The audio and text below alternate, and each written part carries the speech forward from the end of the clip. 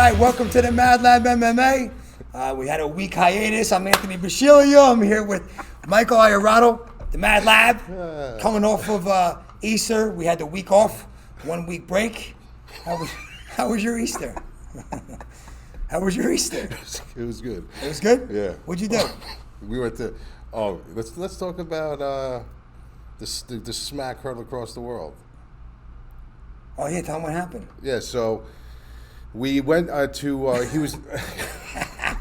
He was nice enough to let me come, to Easter with his family. He went to San Diego and stuff like that. So we went to a place outside Mad Lab of San came Diego. down. We had brunch in San Diego at a great restaurant called Farmer's Table. My dad's buddy owns a restaurant. Awesome. Went to La Jolla. Yeah. Right? To go to Children's Beach where you get to see the seals. Right? Yeah. Right? If you go at the right time, you see just one section, you see a bunch of seals. I've been there before. I saw like 3-4 seals. I'm like, wow, look at those. It was packed. We got there. There was like 100 fucking seals It was crazy. on the beach. It was, if you guys ever been to San Francisco by Fisherman's Wharf over there, like it's a big tourist trap, you see all the seals. There's It was more than that. Like 100 seals. Like 100 of them. It's like, was it popping season? Puffing season? It was called pupping season. Pupping so season? From December 15th to May 15th, you're not allowed on that section of the beach because it's pupping season. I guess that means they're... And these seals are hanging up at a beach. They're rolling around, having the time of their lives. None of them they weren't fucking... No responsibility, just fucking laughing, What rolling a into fucking the life ocean. they got. No fucking cell phone bills. Some fucking life they got, right? So anyway, we leave. He's following me. We're going to go to the gelato place. There's a real good gelato place. And I lost him. He's behind me. I don't know what happened. So when you're He pulls up behind me. Afterwards, did you see what happened? I called you on the cell phone. Did you see what just... Are you kids listening? Get Yeah, him I was off like, the speaker. take me off speakerphone. Did you see what just happened? I'm like, no, what happened? So we're driving. When you're in like a congested area with a lot of people, like all the cars are going slow, even though it's on like a main road, right? But there's kids walking. It's Easter Sunday. There's kids walking around, people eating ice cream. So the streets are packed. People are walking. The traffic end of it was my fault. I'll take full responsibility for that. So I was trying to keep up with him because in La Jolla, in certain parts, you don't get reception. So, I was losing my navigation and you get lost in that traffic. I don't know where the fuck I am, still yet. So I yielded instead of stopped. I yielded. And I kept going a little bit because I was like keeping an eye on his car because there was one car in front of me, then there was him. And all of a sudden I just hear like, and I'm like, what the fuck was that? Like I thought somebody maybe threw something in my car or a skateboard. I didn't know what it was. And I look in my rearview mirror and I see 3 guys in the street. One of them looked exactly like Machine Gun Kelly, the rapper. And they're like this. And the first thing out of my mouth, like I don't talk to myself, but the first thing out of my mouth was, I said it really nonchalantly. I was like, you just picked the wrong fucking truck. And I put my car in park because it's the turn dial. And I heard the brrr, like when you put your car in park too quick, you hear the skipping. That's how quick I fucking stopped my truck. And I open my door, there's cars behind me beeping. And I walk out and I didn't see my truck at this point. I was like, did you just hit my fucking truck? And he's like, there's a stop sign there, he says to me. So I said, I'm gonna ask you again, did you hit my fucking truck? And I guess the one guy was their uncle, the Machine Gun Kelly guy was their fucking uncle. Because he says to me, get back in your truck, tough guy. And I literally, I was thinking in my head, all right, there's 100 kids around, there's parents around, I just moved out here, we have this business together, like, if I hit this guy, I'll probably separate his fucking chin over by the seals. So I fucking, literally open hand fucking smacked him, and all you hear is, Uncle Nick, Uncle Nick, Uncle Nick, and they just started beeline across the street. Now, I didn't see my truck. We go to the fucking ice cream place, and sure enough, a fucking dent in there's the a truck. little dent in my fucking truck from Fucking it. jerk off kicked his side of And the truck. now I was mad at myself. I was like, I open fucking handed this guy, and I'm saying to him, I really should just go back and find these guys and really just fucking do something. He was so pissed. I was Then we were so walking. pissed. He's like, if we see these guys, I was looking around. I'm like, if we see them, he goes, if we see them, he's like, just go back to the car. I'm like, go back to the car. If we see them, we're gonna beat the piss out of these guys. Yeah, I was pissed. I was even telling him and his family, I was like, if I see them, you guys better walk the other way, because I was livid once I saw that. Dicks. Like, you want to go like that to my window, and fine, but when you put over something as stupid as that, like even if I didn't nick you, I was going 2 miles an hour. Like, it's not like I'm gonna fucking hurt you. Fucking dicks. Anyway, that was that. What else? So happy Easter. Happy Easter. Yeah, it was good, though. It was nice. It was a nice Easter. All right, well, listen, we're back from hiatus here. We're on the Mayo Media Network. I probably didn't say it before, but like, comment, subscribe, hit the bell notification. Great content on the Mayo Media Network. Glad to be back. Why are you laughing? Good. All right. So we got a big fight Saturday night. A dangerous fight. Yeah. Right? I said that in the last video, right? in the last video I said that. I said, well, here's the problem now. What the fuck is that? It's a dangerous fight. We gotta look at the microphone. It's a dangerous fight. Mad Lab said it on the last video. He said, hey, if Holland fights again after this performance, it's gonna be a dangerous fight. I don't know who we're gonna pick. You don't do not just talk into it. Gary. Who's Gary? Gary, who's Gary? What movie's that from? Gary, your son! So anyway, so I said it in the video. I said the biggest problem now with this is what Holland we're going to see. We know he's got talent. We know he's got skill. We know he has a decent ceiling if he wants to use it. So now what Holland do you get? This is where it gets confusing now, right? He's getting killed on the odds because of his last performance against Brunson when he was just talking shit, losing every fucking round, lost a lot of respect, probably lost a lot of fans too. Yeah. I think this is like a redeem yourself fight for him. It's a dangerous fight because Vettori's fucking good. Yeah, Vettori's really, really good. And for Holland to step in like this is definitely respectable too on short notice because he could easily have not. I mean, Vettori, Did we end up talking? We didn't talk about the Holland fight. We didn't talk about what happened in that fight. Was that the last fight before the break? No, there was another main event, wasn't there? Yeah, but we did discuss. No, there was, but I'm saying, did we ever discuss it? We did discuss it. Yeah, afterwards about this, about how it's going to be dangerous now, and who do you pick? Yeah, so it's and what a crazy, terrible matchup to pick right now.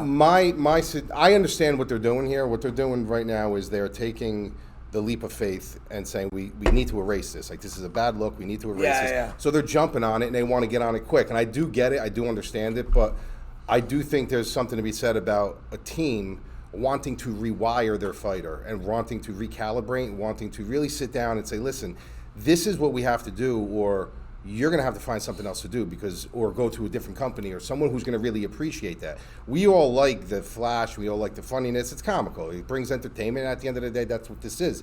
But you got to win. You have to win. And I just think that from a management perspective, it was handled the wrong way. You will live to fight another day, and people tend to only remember what have you done lately, your last fight. So he comes back and he erases that. People will kind of forget about that and say, he changed his ways, this and that, blah, blah, blah. But to jump on it this quick out of desperation, because that's really what this is. It's desperation. Think about how fast this whole thing... Dude, Holland was like one of the hottest fighters in the UFC. 5 in a row. I'll fight anybody. I want to fight Cosman. I want to fight... Let's go. Put me on Edwards. Right? And then one bad look. The last fight against Brunson. But that's what people remember. That's all you remember. That's what you remember. That's what's tough about this sport. But going into the fight, we said that too. We said about him, we said, listen, if he comes in this way, and if he does this, and if he does that, we know what Vettori's going to do. I mean, that's the whole thing. When you look at this fight, there's a completely different, a huge contrast in attitude here. You have one guy who openly admitted after the fight, these people wanted me to be a champion. I just wanted to have fun. That's his mindset. And then you have Marvin Vettori's mindset where I want to be champion. This guy wants to be a fucking champion. Yeah. This guy's training with Rafael Cordero. Serious guy. Very serious. Bad chip on his shoulder. A little bit too much. It's a little too much. He talks shit about everybody. But he's got a bad chip on his shoulder. And this is a guy that's not going to accept positions like Holland did and talk to you. He's going to do anything in his power to get up, to put himself in an advantageous position to win, because this guy really does want to win. So the mixture of contrast and attitude is definitely this way. I'm so torn about what I think of Holland. If I think he was overhyped because he fought so many times quickly, or if he really is good and just had a bad look and his mindset wasn't right. And I look at Vettori, I think he's fucking tough. That Hermanson, we picked Hermanson on that fight because he's a veteran and he proved us wrong. What a tough... The odds should not be minus 345. No. The odds are definitely off, and I think the odds are going, like you said, they're going into saying Holland's a bust.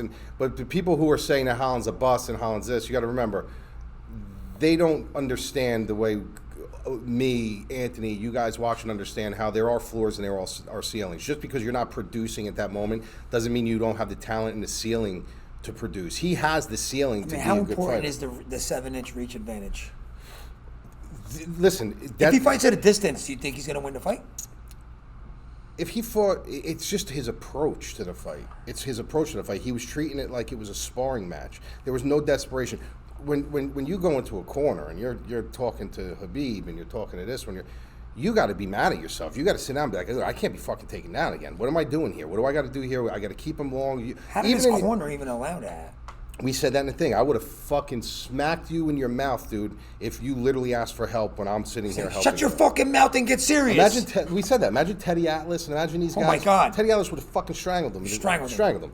So, you know, when you look at this fight now, you got Marvin Vettori's on a full camp. He's got a great team under him. I just went over there yesterday, over to Kings MMA. I was at the one in Anaheim. I believe he's in one in Huntington Beach. You know, these are guys that are they're there to win, man. Javier Cordero is world class. He would never take this nonsense. You know what I mean? So it's I understand him being the favorite, and I understand the odds being wider than probably anybody should. But this is too wide for me. This is too wide. Let me ask you a question. Do you think that if Holland would have beat Brunson, let's say in a decision, and he takes this fight against Vettori quick, what do you think the odds would be right now? I think Vettori would still be the favorite, but small. But I would think they would be -130. They would be much narrower, yeah. Like much narrower. Much narrower. Because now listen, you prove to the books, you prove to the people. Yep. You can elude the takedowns. You can, you're there to fight. Your mindset is right. This is basically predicated on his fucking mindset. Yep. He did this to himself. I don't know how you could pick against Vettori here. Well, here's the thing. When you look at both of these guys, what do you see in Holland? You see a guy who, obviously, which he showed against Brunson, if you allow him to stand and get into a rhythmic tempo with his striking, he's going to do well. I mean, every time Brunson let him stand for more than 10 seconds, Brunson was on skates. Yeah. I mean, he was rocked. So he's got that Wing Chun, kung fu style that's very awkward and very, weird. So, and he's long. Like Anthony said, he's very, very long. So if this stays standing, there's nobody that he can't give an issue with. The problem is when you got somebody like Marvin Vettori who is very durable, he moves forward, he's got an aggression about him that, like I said, I don't personally like all that much because you see him in certain situations maybe where he's going to get frustrated. He might actually start yelling back. He's got that he's almost got like a much more labored, brought down Mike Perry attitude in the cage. And I think he's better than Brunson. Listen, I'm telling you right now, I think Vettori is the real deal. You know what I mean? I think he's got very good wrestling. He's got a good gas tank, which he showed us. This is a kid who, when he was first coming up, and he wasn't even as polished as he was right now, he went to a split decision with Israel Adesanya. Southpaw, I love southpaws. He's a southpaw. The only thing when you look at this fight, though, like if you look at it from a blueprint perspective, I know Holland doesn't have that much time, but when you do usually have the reach advantage and the size advantage, it should just become natural to you. The guy's going to have a 6 to 7 inch reach advantage on Vettori here, and he's going to have a 3 inch height advantage. So now a guy like Vettori who has that kind of brash attitude, you can set traps, landmines, and bait him into your fight if you know how to do it. You can't sit there and joke around him and be like, hey, so he's with the fight. You have to bait him into the proper fight. You got to. There's a certain way to trash talk to bait people in. I can be baited in. I've been baited in. I'm the type of guy who I got all this pride. If you're going to talk to me and say I can't do this, I'm going to try to do it, and maybe it's the wrong path. But I'm injected that way. Like I have the thing where you can bait me into something like that. Vettori has that kind of persona where I think he could be baited in, but I think that Javier Cordero has him so dialed in with a game plan that's been working, that's been proven. That maybe it's not the prettiest thing in the world. He doesn't have the craziest power in the world, but when he gets going, he doesn't slow down. Where eventually, I think Holland, we've seen that he can break. Yeah. He goes back to his corner. He's laughing about it, but is that a defense mechanism? Think about some people when they watch horror movies and stuff and they get scared. What do? Some people shy away. Some people start laughing. It's a defense mechanism in your body. It's like almost like a nervous twitch. That could have been a defense mechanism for saying, listen, I'm not going to lose this fight, so I'm going to make bright of this, and I'm going to make it as entertaining as I possibly can. And once his back hits the floor, he didn't have an answer.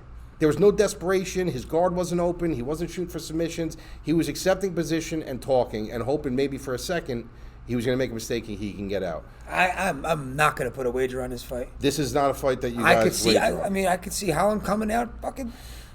Well, he's going to come out. Listen, he's going to come out more serious in this fight. But even him very coming tough out fight. more serious, I don't think that he's going to have enough for Vettori. Because at the end of the day, if they stand and trade and he's winning the exchanges after the first round, I could see Javier Cordero telling him, "Look, bro, go in there and get this to the fucking ground. Pin him up against the cage. Get him. Make the adjustment. Make the adjustment and just take him down. Don't. You lose this fight, you go down rungs of a ladder. Like." You just got to get the win. Like at the end, where Vettori is right now on a 4-fight win streak, it's about the win. It's not about the flashy knockout. Yeah. He doesn't need the attention. We know who you are. Doesn't have to be impressive. Right. You just win. got to get the win. And I think that's what Vettori's side is talking about now. Listen. Meanwhile, Holland has to be impressive. Right. Holland has to be, so he has to take more chances. Be more aggressive, take more chances. Yep. So I like the strategy, Lab. I'm with you. Yeah, so I think Vettori is the play as far as the pick. As far as from a betting perspective, I really would stay away from it because, like I said, you don't push a rabid dog in a corner and guess what he's going to do. You don't know. You don't know. Now, DraftKings is really fucked up, dude. Yeah. I don't know how Vettori is 9,600 and Kevin Holland is the punt. Yeah. 6,600, dude. Yeah, that's crazy. Well, there's a lot of these fights like this on this card. I mean, I saw a couple of the ones, but he's the lowest priced. Yeah. Lowest priced. Like on a DraftKings perspective, like if there's a couple fights like this, like the whole card is kind of priced out weird. You fucking miss one of these, and your fucking lineups are going to go because there's such a big differential in some of these fights. So, excuse me, it's very important that you guys really. It's a lot of fights on the card. You got to be strategic on this one for sure. Do you think that you got to have a piece of this?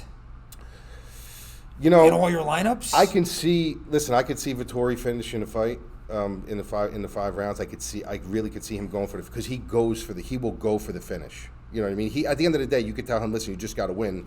But if you win by a finish, it's just all that much. Of course. You know what I mean? So I could see him getting a finish, but 9,600 is a tough price tag. You got to be a little weary with Holland in the beginning.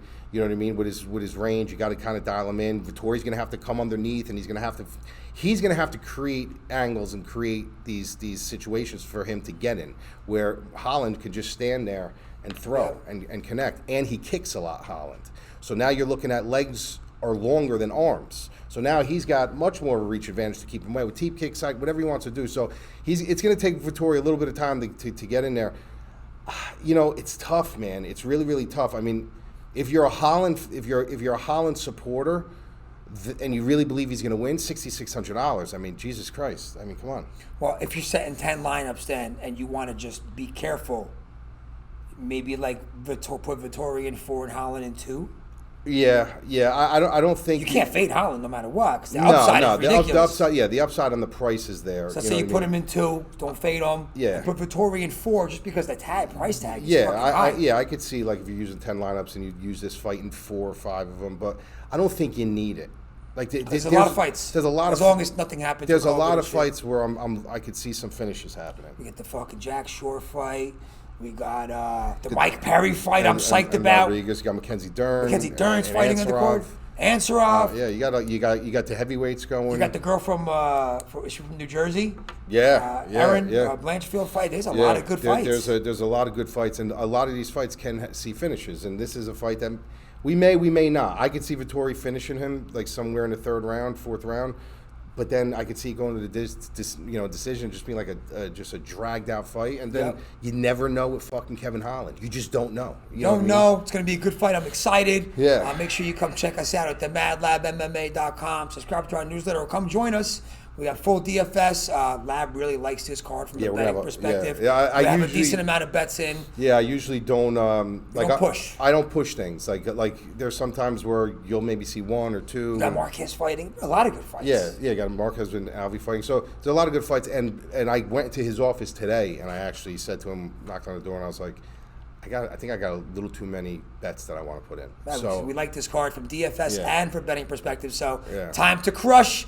Come check us out anyway. DFS, full breakdowns, prize picks, wagers, podcasts, private live stream, day to fight, helping you construct your lineups, private Discord. We're in there all night watching the fights together, commenting, having a great time. So we hope to see you there, all right?